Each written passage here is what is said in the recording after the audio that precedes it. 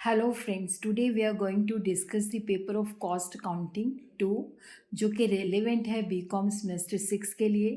तो there are 3 section. तो section A के अंदर 4 क्वेश्चन है जिसमें से आपको करने हैं 2 question. What is service costing, state it's salient features, mention the types of business in which the system would be suitable. उसके बाद जो है एक न्यूमेरिकल है, इसका अमाउंट जो है नोट कर लीजिए।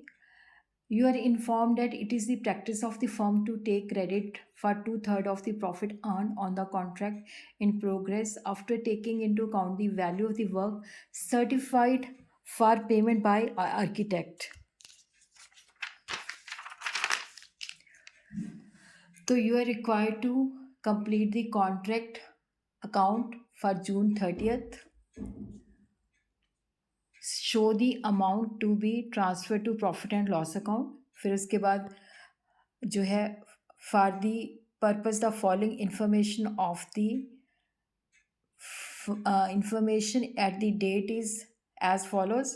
तो ये इंफॉर्मेशन दी हुई है, इसको नोट कर लीजिए। फिर उसके बाद क्वेश्चन नंबर 3 जो है what is job order costing, how does it differ from contract costing. फिर उसके बाद क्वेश्चन नंबर 4 जो है डैट इज़ ऑल्सो न्यूमेरिकल, तो इसका भी अमाउंट जो है आप लोग नोट कर लीजिए। Direct material, direct wages, factory overhead, administration overhead, selling overhead, distribution overhead and profit. और यहाँ पे हमें जो है a work overhead has been executed in 2021 and the following expenses has been incurred. Material 4,000, wage 2,500. Assuming that in 2021 the rate of factory overhead is increased by 20%, distribution overhead gone down by 10%, selling and administration overhead have each gone up by 12.5%. At what price should the product sold as to earn the same rate of profit on selling price as in 2020? Factory overhead are based on direct wages while other overhead are based on factory cost. तो इसमें से आपको करने हैं 2 question. तो section B के अंदर again जो है 4 क्वेश्चन है जिसमें से हमें करने हैं 2 question. What are the common method of allocating joint cost of production in joint products.